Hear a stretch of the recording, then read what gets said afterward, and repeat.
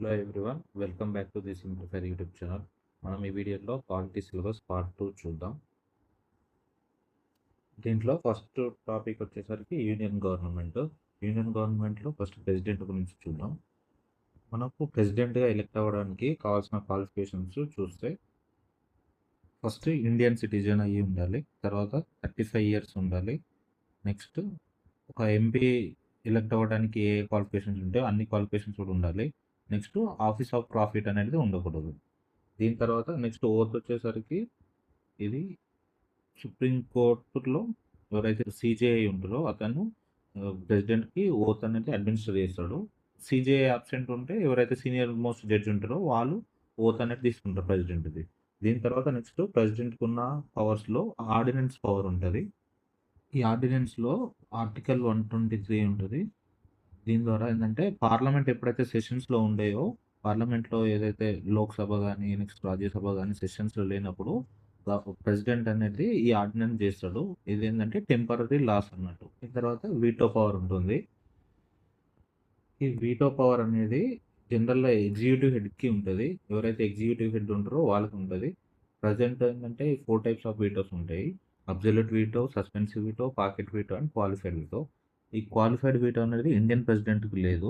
Indian ప్రెసిడెంట్కి ఉన్న 3 వీటోస్ ఏంటి అంటే వీటిలో ఫస్ట్ అబ్సల్యూట్ వీటో. ఈ అబ్సల్యూట్ వీటోలో కంప్లీట్గా రిజెక్ట్ చేస్తారు బిల్ని.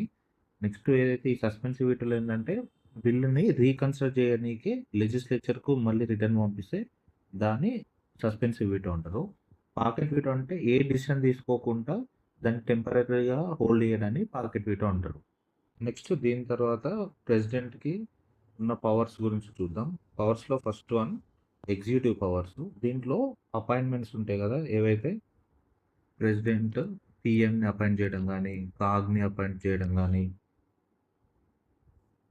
అలాగే కాన్స్టిట్యూషనల్ బాడీస్ హెడ్స్ ఉంటాయి కదా, election commission of India, next UPSC, next finance commission ఉంటాయి కదా, వీటి యొక్క హెడ్స్ని అపాయింట్ కూడా ప్రెసిడెంటే చేస్తాడు.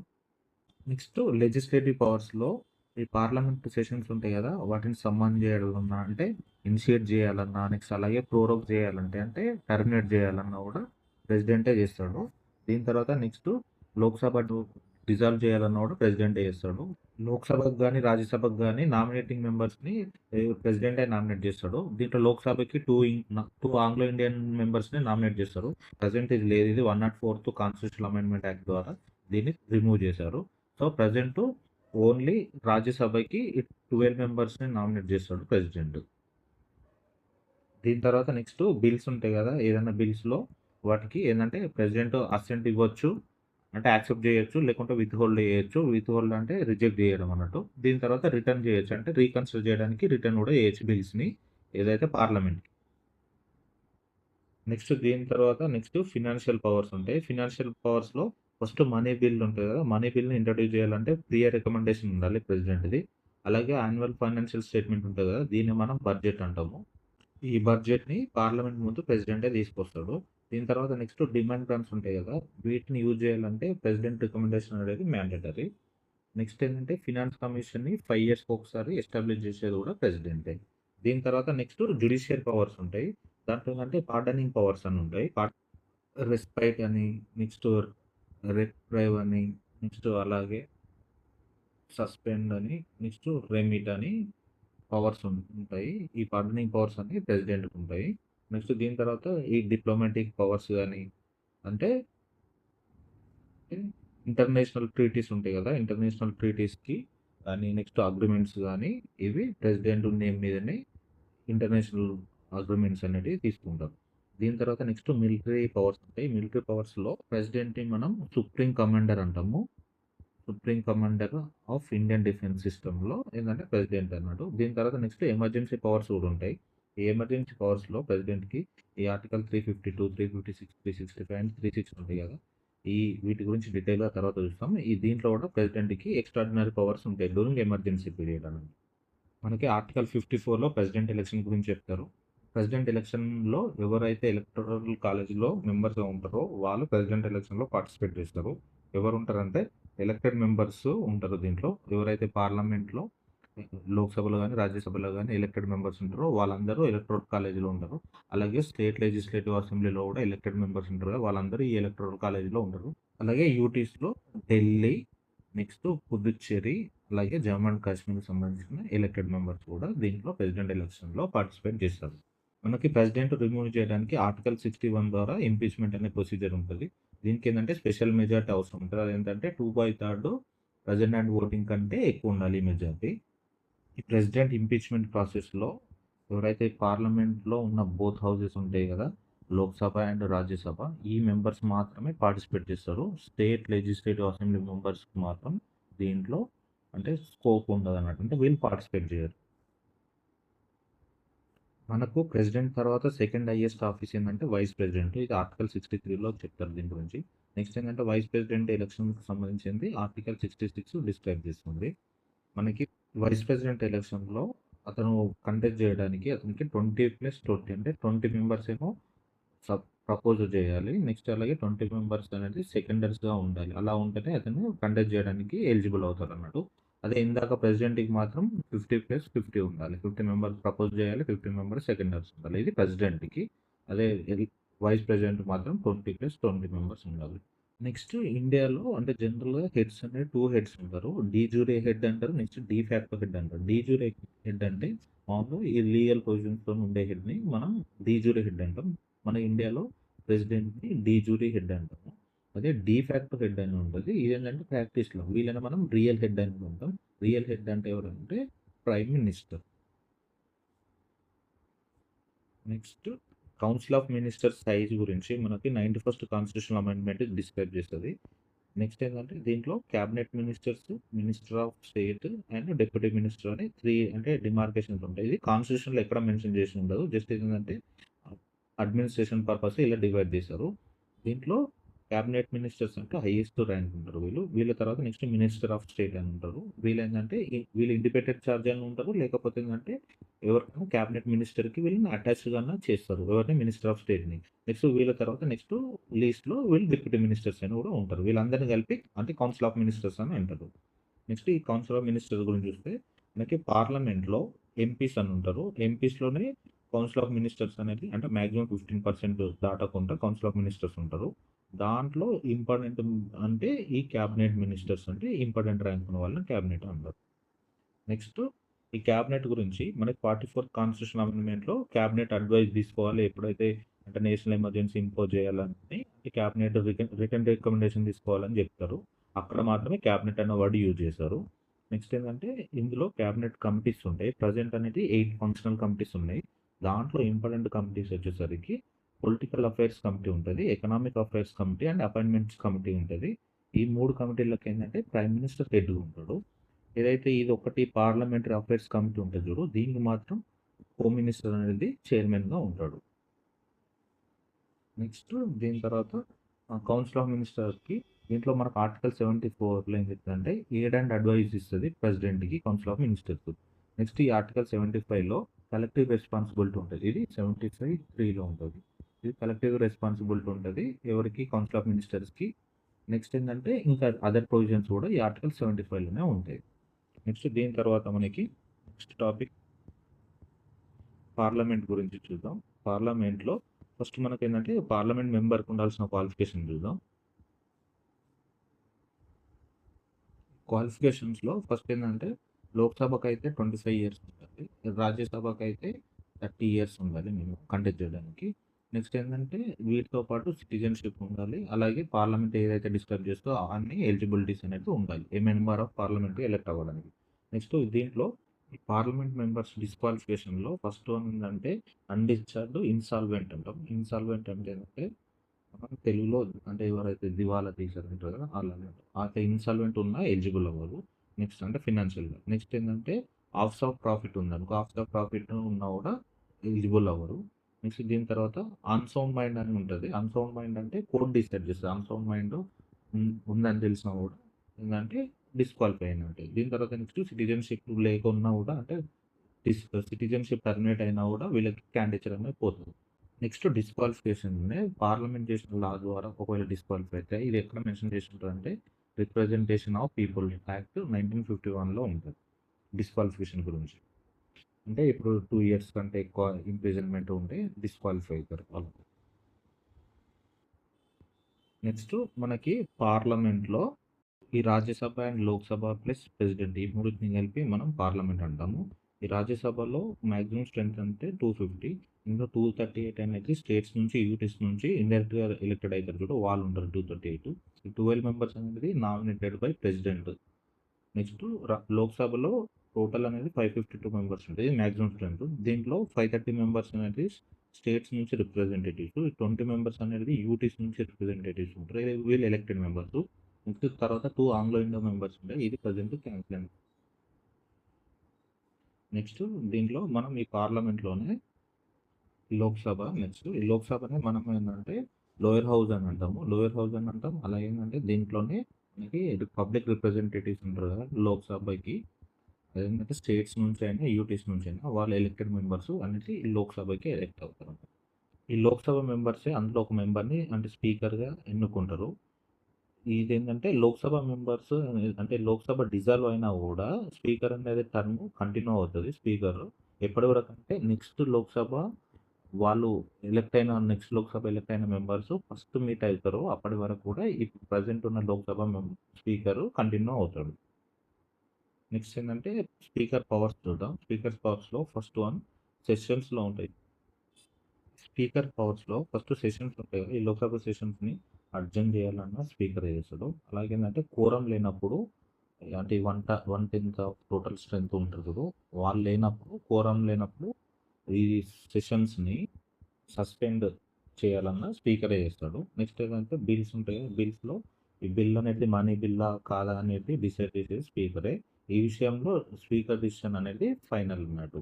నెక్స్ట్ ఏంటంటే జాయింట్ సిట్టింగ్ ఉంటాయి కదా! ఎప్పుడన్నా బిల్స్‌లో డిఫరెన్స్ ఆఫ్ ఒపీనియన్ వచ్చినప్పుడు 2 హౌసెస్ మధ్య అప్పుడు ఆ జాయింట్ సిట్టింగ్ పెడితే దానికి స్పీకరే హెడ్ ఉంటాడు. అంటే దానికి చైర్ అది ఇస్తాడు.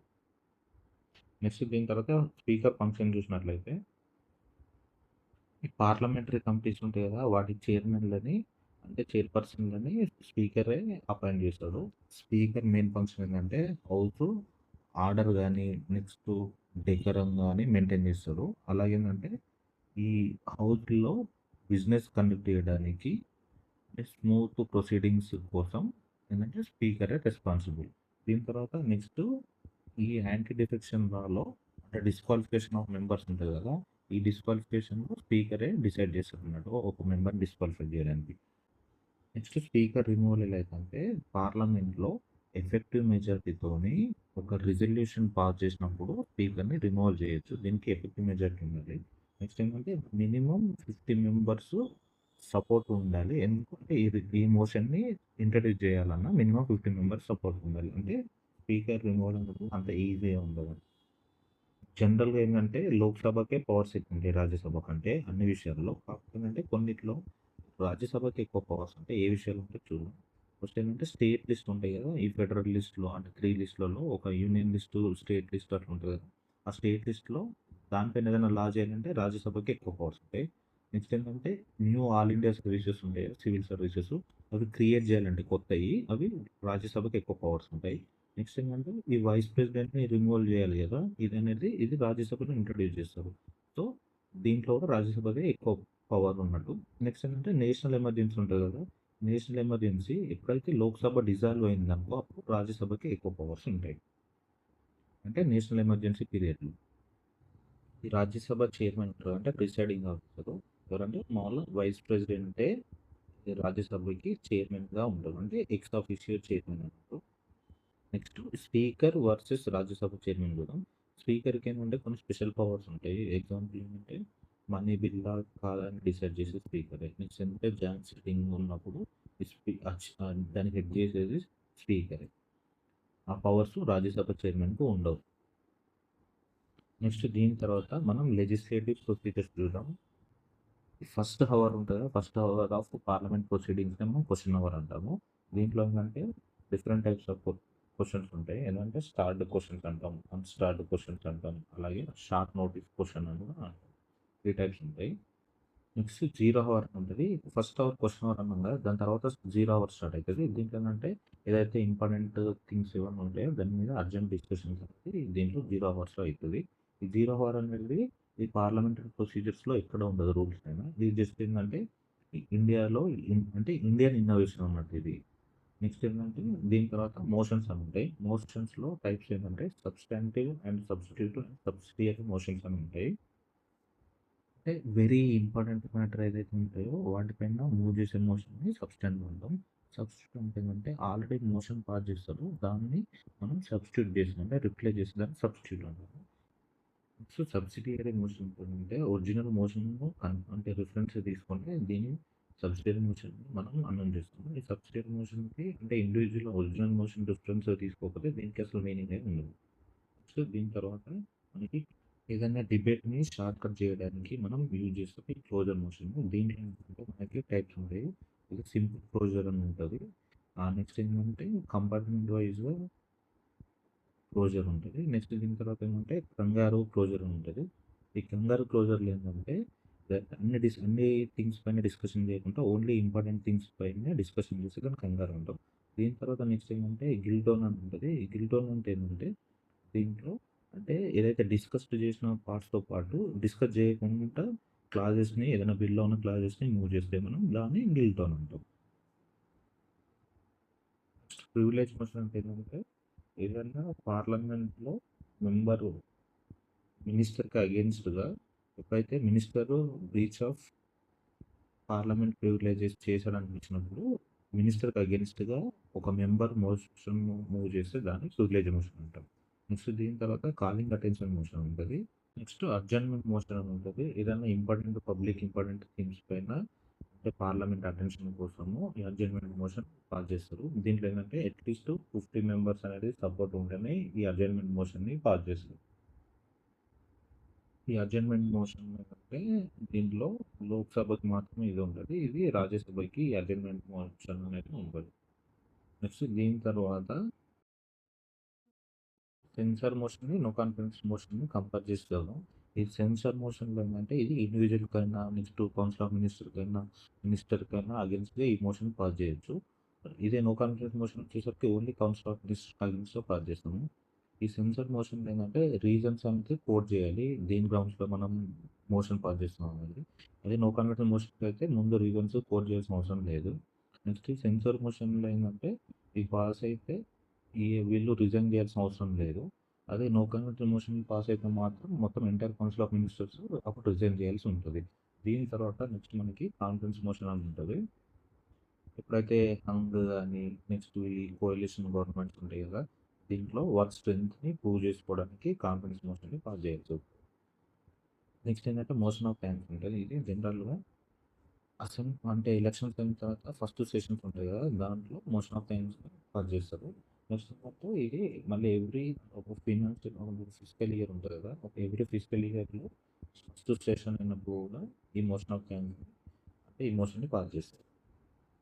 ఓకే. నెక్స్ట్ దీని తర్వాత మనకి నెక్స్ట్ బిల్స్‌లో మనకి public bills and private bills ఉంటాయి. పబ్లిక్ బిల్స్ అంటే ఏంటంటే జనరల్‌గా ఇది మినిస్టర్ ఇంట్రొడ్యూస్ చేస్తాడు. ప్రైవేట్ బిల్ అంటే అదర్ దెన్ మినిస్టర్ ఇంట్రొడ్యూస్ చేస్తే దాన్ని ప్రైవేట్ బిల్ అంటాం. మామూలుగా పబ్లిక్ బిల్ ఇంట్రొడ్యూస్ చేయడానికి 7 డేస్ అనేది ఆహ్, నోటీస్ ఉంటది. అదే ప్రైవేట్ బిల్ ఇంట్రొడ్యూస్ చేయడానికి 30 డేస్ నోటీస్ ఉంటది period. Next ordinary bill versus money bill అని ఉంటది. ఈ ఆర్డినరీ బిల్ అనేది ఎక్కడైనా ఇంట్రొడ్యూస్ చేయొచ్చు. అంటే లోక్‌సభలో రాజ్యసభ నెక్స్ట్ ఎవరైనా ఇంట్రొడ్యూస్ చేయొచ్చు. అంటే మినిస్టర్ అయినా ఇంట్రొడ్యూస్ చేయొచ్చు. మామూలు మెంబర్ అయినా అంటే ఎంపీ కూడా ఇంట్రొడ్యూస్ చేయొచ్చు. అదే మనీ బిల్ వచ్చేసరికి ఇది ఓన్లీ లోక్‌సభలోనే ఇంట్రొడ్యూస్ చేయాలి. అది కూడా మినిస్టర్ మాత్రమే ఇంట్రొడ్యూస్ చేయాల్సి ఉంటుంది. నెక్స్ట్ ఈ ఆర్డినరీ బిల్ ఉంది కదా! ఇది డిఫీట్ అయినప్పుడు అంటే పాస్ అవ్వనప్పుడు అది ఎవరు ఇంట్రొడ్యూస్ చేశారని చూస్తారు. ప్రైవేట్ మెంబర్ ఇంట్రొడ్యూస్ చేస్తే ఏం కాదు. ఒకవేళ మినిస్టర్ ఇంట్రొడ్యూస్ చేశాడనుకో అండ్ ఆ బిల్ అనేది పాస్ అవ్వలేదనుకో అప్పుడు గవర్నమెంట్ అనేది అంటే రిజైన్ అంటే వాళ్ళు రిజైన్ చేయాల్సి ఉంటుంది. ఎప్పుడైతే మనీ బిల్ అయితే అది ఎలాగో మినిస్టరే ఇంట్రొడ్యూస్ చేస్తారు కాబట్టి ఈ మనీ బిల్ పాస్ అవ్వకపోతే ఎంటైర్ గవర్నమెంట్ రిజైన్ చేయాల్సి ఉంటుంది. నెక్స్ట్ కాన్స్టిట్యూషన్ అమెండ్మెంట్ బిల్ ఉంటుంది. దీని గురించి మనం ఆల్రెడీ చూసాం. సో, దీని తర్వాత మనం బడ్జెట్ గురించి చూద్దాం. బడ్జెట్ అంటే మనం యాన్యువల్ ఫినాన్షియల్ స్టేట్మెంట్ అనుకోండి. ఇది ఆర్టికల్ 112లో ఉంటది.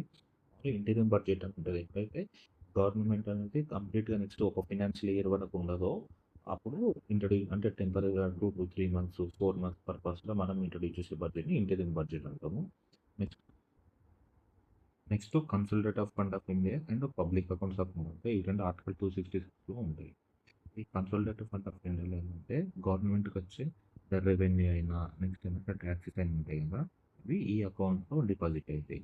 నెక్స్ట్ ఏంటంటే ఈ పబ్లిక్ అకౌంట్స్ ఆఫ్ ఇండియాలో ఏంటంటే ఇందులో పిఎఫ్స్ ఉంటాయి, ప్రొవిడెంట్ ఫండ్ అని, నెక్స్ట్ ఏంటంటే స్మాల్ సేవింగ్స్ ఉంటాయి కదా, ఇవి ఇందులో డిపాజిట్ అవుతాయి. మనకి కన్సల్టేటివ్ ఫండ్ ఆఫ్ ఇండియా నుంచి అమౌంట్ని మనం యూటిలైజ్ చేయాలి అంటే విత్డ్రా చేయాలన్నా, నెక్స్ట్ స్పెండ్ చేయాలన్నా పార్లమెంటరీ అప్రూవల్ అనేది ప్రియర్గా అంటే ముందే అప్రూవల్ తీసుకోవాల్సి ఉంటుంది. నెక్స్ట్ ఏంటంటే ఈ పబ్లిక్ అకౌంట్ ఆఫ్ ఇండియా నుంచి అమౌంట్ యూటిలైజ్ చేసుకోవాలంటే మాత్రం పార్లమెంట్ అప్రూవల్ అనేది అవసరం లేదు. నెక్స్ట్ దీని తర్వాత ఈ ఆర్టికల్ 267లో conditions of fund of India అని ఉంటుంది. ఇది ఏంటంటే ప్రెసిడెంట్ కింద ఉంటుంది ఈ అమౌంట్. ఏంటంటే అన్ఫోర్సిన్ ఎక్స్పెండిచర్ అయినా, నెక్స్ట్ ఏంటంటే డిజాస్టర్ అయినా కూడా సడన్గా ఎక్స్పెండిచర్ యూటిలైజ్ చేసుకోవడానికి ఈ అకౌంట్ని యూజ్ చేస్తారు. నెక్స్ట్ దీని తర్వాత మనకి పార్లమెంటరీ కమిటీస్ అని ఉంటాయి. దీంట్లో ఏంటంటే standing committees and Adar committees అనే డిస్కస్ చేసుకుంటుంది. ఈ స్టాండింగ్ కమిటీలో మనకి ఫినాన్షియల్ కమిటీస్ ఉంటాయి, అలాగే డిపార్ట్మెంటల్ స్టాండింగ్ కమిటీస్ అని ఉంటాయి. ఫినాన్షియల్ కమిటీస్లో పబ్లిక్ అకౌంట్స్ కమిటీ అని ఉంటుంది ఫస్ట్ వన్. ఇది ఏంటంటే దీంట్లో 15+7 22 మెంబర్స్ ఉంటారు. 15 మెంబర్స్ అనేది లోక్సభ నుంచి, 7 మెంబర్స్ రాజ్యసభ నుంచి. ఇది ఏంటంటే ఓల్డెస్ట్ కమిటీ అన్నట్టు. నెక్స్ట్ ఏంటంటే ఈ కమిటీకి చైర్మన్ ఎవరు ఉంటారంటే లీడర్ ఆఫ్ అపోజిషన్ అనేది ఈ కమిటీకి చైర్మన్ అవుతారు. ఇది పబ్లిక్ అకౌంట్స్ ఎక్స్పెండిచర్ ఉంటుంది కదా, దాన్ని ఎగ్జామిన్ చేయడానికి. నెక్స్ట్ దీని తర్వాత ఎస్టిమేట్స్ కమిటీ ఉంటుంది. దీంట్లో 30 మెంబర్స్ ఉంటారు. వీళ్ళు 30 మెంబర్స్ కూడా లోక్సభ నుంచి ఉంటారు. ఈ కమిటీస్లో ఇది లార్జెస్ట్ కమిటీ అన్నమాట. 30 మెంబర్స్ ఉన్నారు. నెక్స్ట్ ఏంటంటే వీళ్ళు ఏం చేస్తారంటే పబ్లిక్ ఎక్స్పెండిచర్ కానీ, నెక్స్ట్ ఏంటంటే బడ్జెట్ ఎస్టిమేట్స్ కానీ వీళ్ళు ఎగ్జామిన్ చేస్తారండి. ఈ పబ్లిక్ సెక్టర్ అండర్టేకింగ్లో 15+22 మెంబర్స్ ఉంటారు. వీళ్ళు ఏంటంటే పబ్లిక్ సెక్టర్ పిఎస్యూస్ ఉంది కదా, పిఎస్యూస్ వాటి ఎక్స్పెండిచర్ ఇవన్నీ వీటి గురించి వీళ్ళు ఎగ్జామిన్ చేస్తారు. నెక్స్ట్ దీని తర్వాత డిపార్ట్మెంటల్ స్టాండింగ్ కమిటీస్ అని ఉంటాయి. ఇవి 24 ఉంటాయి. దీంట్లో ఏంటంటే 16 ఏమో లోక్సభ అండర్ కంట్రోల్లో ఉంటాయి. నెక్స్ట్ ఏంటంటే 8 అనేది రాజ్యసభ కంట్రోల్లో ఉంటాయి.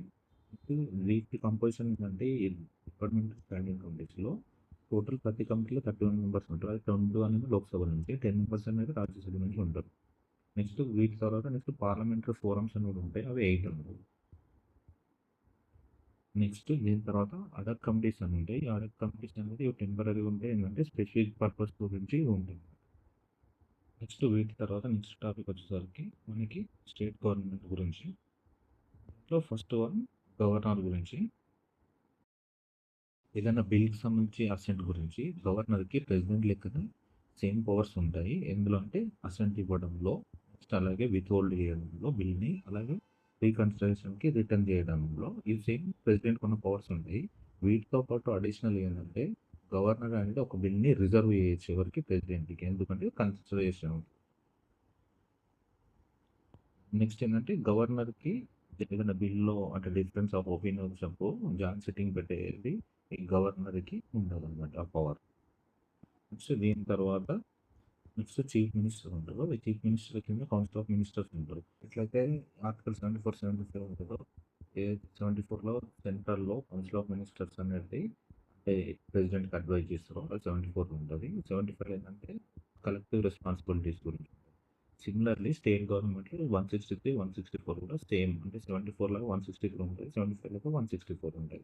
మనకి ఆర్టికల్ 164లోనే మనకి కౌన్సిల్ ఆఫ్ మినిస్టర్స్ సైజ్ని గురించి డిస్కస్ చేసి ఉంటుంది. 91st కాన్స్టిట్యూషన్ అమెండ్మెంట్ వల్ల ఈ మినిమం అనేది 12 మెంబర్స్ ఉండాలి కౌన్సిల్ ఆఫ్ మినిస్టర్స్, ఇంక్లూడింగ్ సీఎంతో కలిపి.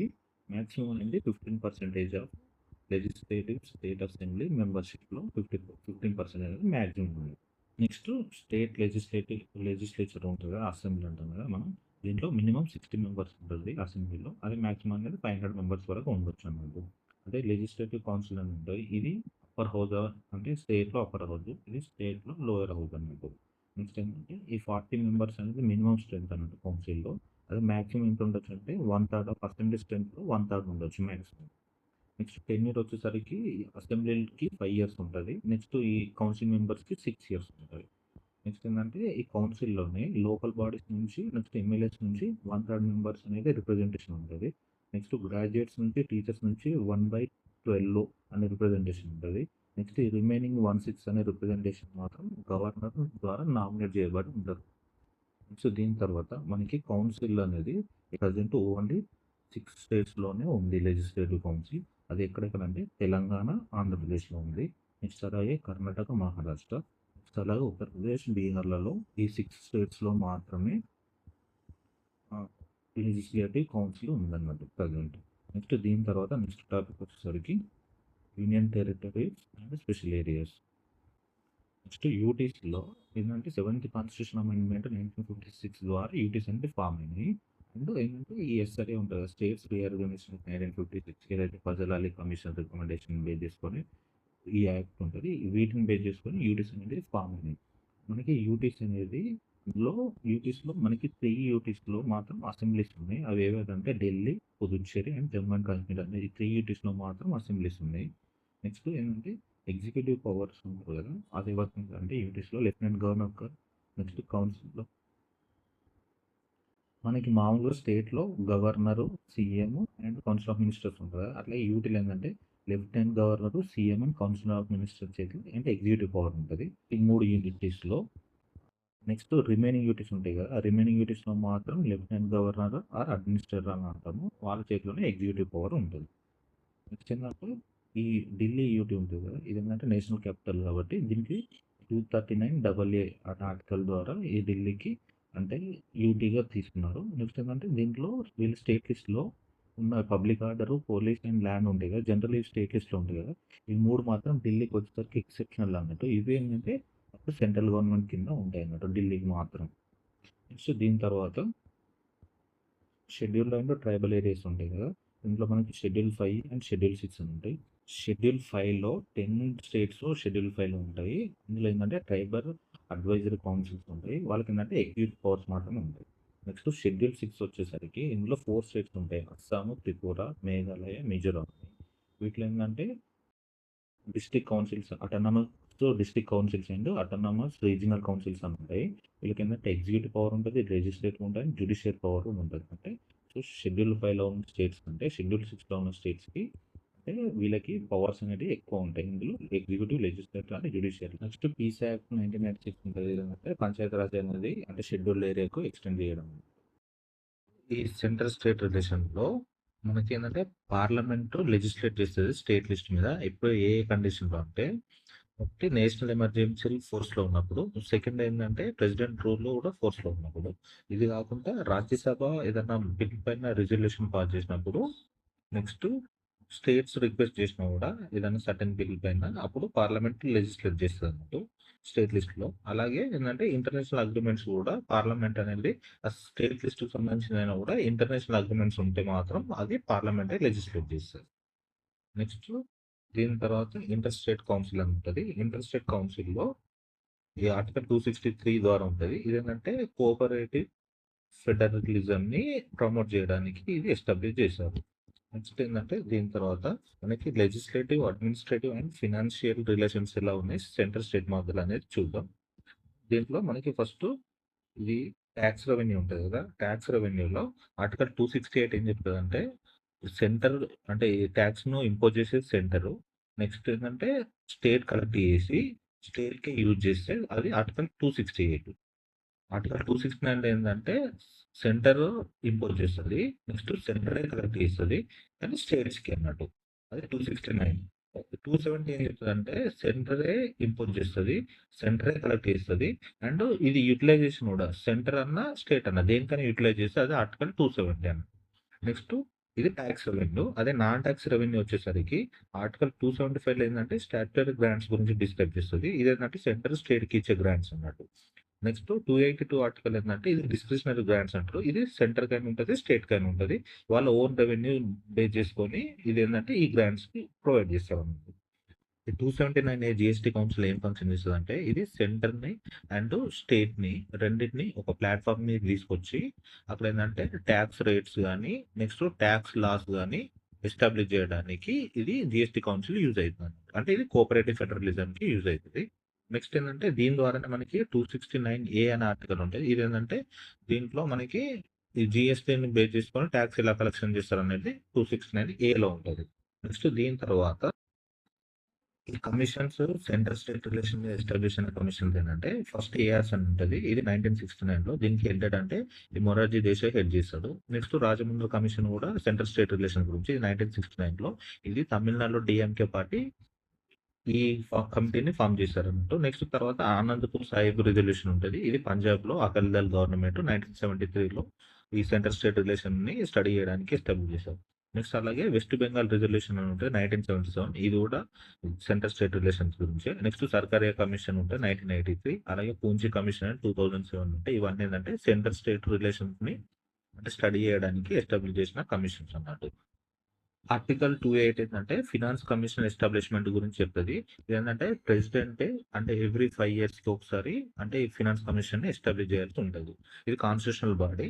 నెక్స్ట్ ఏంటంటే మనం 15th finance commission 16th finance commission మధ్యలో డిఫరెన్స్ చూద్దాం ఒకసారి. ఈ 15th ఫినాన్స్ కమిషన్ కి చైర్మన్ గా ఎన్కే సింగ్ అని ఉంటే ఇప్పుడు అది 16th ఫినాన్స్ కమిషన్ కి అరవింద్ పనగరియా ఉన్నారు. 15th 2017లో కాన్స్టిట్యూట్ అయింది. 16th వచ్చేసరికి 2023లో. నెక్స్ట్ ఏంటంటే ఈ పీరియడ్ 15th పీరియడ్ వచ్చి 2021 to 26, ఇది 26 to 31, ఇది 16th ఫినాన్స్ కమిషన్. అంటే ప్రజెంట్ రన్నింగ్ లో ఉంది 16th ఫినాన్స్ కమిషన్ అన్నట్టు. నెక్స్ట్ దీంట్లో స్టేట్ షేర్ ఎలా ఉందంటే అప్పుడు 41 ఉండే, ఇప్పుడు కూడా 41 ఉంది, అంటే చేంజ్ లేదన్నట్టు. నెక్స్ట్ ఇక్కడైతే ఇప్పుడు హార్జెంటల్ డివల్యూషన్, ఇది వర్టికల్ డివల్యూషన్. ఇది హార్జెంటల్ డివల్యూషన్ ఎలా ఉందనేది చూద్దాం. ఇన్కమ్ డిస్టెన్స్ బేస్ చేసుకొని 15th లో 45 ఉండే, ఇప్పుడు 42.5 అంటే తగ్గింది. నెక్స్ట్ పాపులేషన్ అనేది 15 ఉండే అంతకుముందు, ఇప్పుడు 17.5 ఉంది అంటే పెరిగింది. దీని తర్వాత నెక్స్ట్ డెమోగ్రాఫిక్ పర్ఫార్మెన్స్ అంతకుముందు 12.5 ఉండే, ఇప్పుడు 10% ఉంది అంటే తగ్గింది. నెక్స్ట్ ఏరియాని బేస్ చేసుకొని అంతకుముందు 15 ఉండే, ఇప్పుడు 10 ఉంది అంటే తగ్గింది. నెక్స్ట్ ఫారెస్ట్ అండ్ ఎకాలజీకి అప్పుడు 10% వెయిటేజ్ ఉండే, ఇప్పుడు 10% ఉంది అంటే సేమ్ ఉంది అన్నట్టు. Next tax and physical effort కి అప్పుడు 2.5% ఉండే, ఇప్పుడు ఏంటంటే దాన్ని తీసేస్తారు అన్నట్టు. నెక్స్ట్ ఏంటంటే జీడిపి కాంట్రిబ్యూషన్ కి అంతకుముందు ఏం లేదు, ఇప్పుడు ఏంటంటే 10% అనేది న్యూ ఇండికేటర్ ని ఇంట్రొడ్యూస్ చేశారు. అంటే హార్జెంటల్ డివల్యూషన్ లో అది ఏంటంటే కాంట్రిబ్యూషన్ టు జీడిపి అనేది.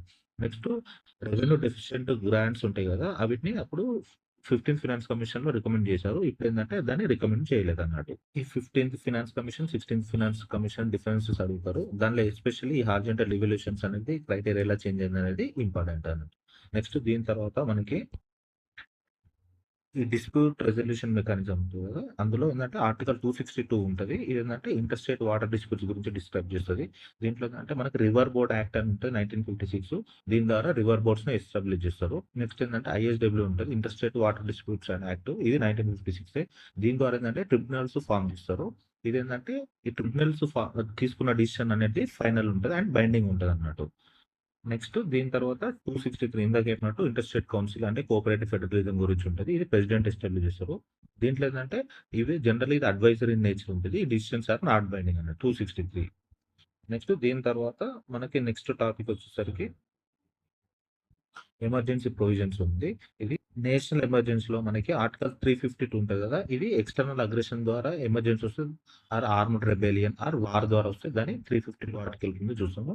నెక్స్ట్ 356 అంటే ఏంటంటే కాన్స్టిట్యూషన్ ఎమర్జెన్సీ, దీన్ని మనం ప్రెసిడెంట్ రూల్ అని అంటాం, అదే స్టేట్ ఎమర్జెన్సీ అని కూడా అంటాం. నెక్స్ట్ 360 అనేది ఫినాన్షియల్ ఎమర్జెన్సీ. ఇది అంటే ఈ 3 టైప్స్ ఆఫ్ ఎమర్జెన్సీస్ ఉంటాయి నాకు. ఈ ఆర్టికల్స్ కూడా ఇంపార్టెంట్. నెక్స్ట్ ఏంటంటే ఈ 352 అప్రూవల్ అనేది పార్లమెంట్ లో 1 month లోపు అవుతుంది. అదే 356 అయితే 2 months లోపు అప్రూవల్ చేయొచ్చు అన్నట్టు పార్లమెంట్ లో. అది ఎప్పటి వరకు లాస్ట్ అంటే ఎప్పటి వరకు కంటిన్యూ అవుతుంది అంటే 352 ద్వారా వచ్చిన ఎమర్జెన్సీ 6 months వరకు కంటిన్యూ అవుతుంది. అది ఎప్పటి వరకు అంటే ఇండెఫినెట్ పీరియడ్ వరకు దాన్ని ఎక్స్టెండ్ చేసుకుంటా పోవచ్చు అన్నట్టు. అదే 356 ఏదైతే ప్రెసిడెంట్ రూల్ ద్వారా వచ్చిందో అది 6 months వరకు ఒకసారి అప్రూవల్ అయితే 6 months వరకు కంటిన్యూ అవుతుంది. కాకపోతే ఏంటంటే మాక్సిమం అంటే 6 times అంటే మాక్సిమం 3 years వరకే దీన్ని కంటిన్యూ చేయొచ్చు. దాని తర్వాత మాత్రం ఇంకా ఇంపోజ్ చేయడానికి వీలు ఉండదు.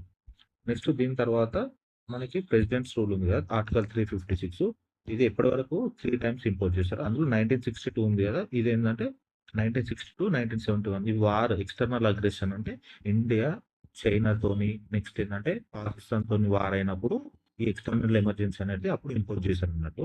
నెక్స్ట్ 1975 లో మాత్రం ఇది ఇంటర్నల్ డిస్టర్బెన్సెస్ వల్ల అప్పుడు ఉన్న ఇందిరాగాంధీ గవర్నమెంట్ ఏదైతే కాంగ్రెస్ గవర్నమెంట్ ఉందో అది ఇంటర్నల్ డిస్టర్బెన్స్ వల్ల కూడా ఎమర్జెన్సీ అనేది ఇంపోజ్ చేశారు అన్నట్టు. నెక్స్ట్ సెంటర్ స్టేట్ రిలేషన్స్ ఎలా ఉంటాయంటే ఎమర్జెన్సీ పీరియడ్ లో ఎగ్జిక్యూటివ్ లో సెంటర్ అనేది స్టేట్ పైన కూడా అంటే కమాండ్ చేస్తుంది. నెక్స్ట్ అలాగే లెజిస్లేచర్ కూడా పార్లమెంట్ అనేది స్టేట్ లిస్ట్ లో ఉన్న సబ్జెక్ట్స్ పైన కూడా లెజిస్లేచర్ చేస్తుంది అన్నట్టు. Next life of Lok Sabha and legislative state assembly.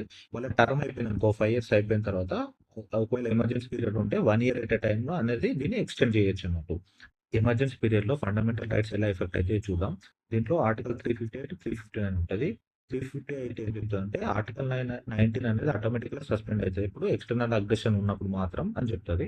అదే 359 ఏం చెప్తదంటే ఎక్సెప్ట్ 20 అండ్ 21 ఆర్టికల్ తప్ప రిమైనింగ్ ఆర్టికల్స్ అనేది ప్రెసిడెన్షియల్ ఆర్డర్ ద్వారా క్యాన్సిల్ అయిపోతాయి అన్నట్టు. ఎప్పుడు అది ఎక్స్టర్నల్ అగ్రెషన్ ఉన్నా కూడా, ఇంటర్నల్ అగ్రెషన్ ఉన్నా కూడా ఈ 20, 21 తప్ప రిమైనింగ్ అనేది సస్పెండ్ అయితదని చెప్తది. ఆర్టికల్ 359. నెక్స్ట్ దీని తర్వాత మనకు ప్రెసిడెన్షియల్ రూల్‌లో ఎప్పుడైతే కాన్స్టిట్యూషన్‌కి అకార్డింగ్‌గా అడ్మినిస్ట్రేషన్ జరగకపోతే 356 ద్వారా ప్రెసిడెన్షియల్ రూల్ ఇంపోజ్ చేస్తారు.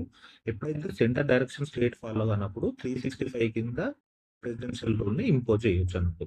నెక్స్ట్ దీని తర్వాత సేఫ్ గార్డ్స్ ఉంటాయి. సేఫ్ గార్డ్స్ ఏందంటే 44th కాన్స్టిట్యూషన్ అమెండ్మెంట్ ఏం చెప్తదంటే ఎప్పుడైతే ఇంటర్నల్ డిస్టర్బెన్స్ అనే వర్డ్ యూజ్ చేశారో అది కొంచెం వేగ్‌గా ఉంటది. దాన్ని బేస్ చేసుకొని 1975లో ఇందిరాగాంధీ అంటే ఎమర్జెన్సీని ఇంపోజ్ చేశారన్నట్టు.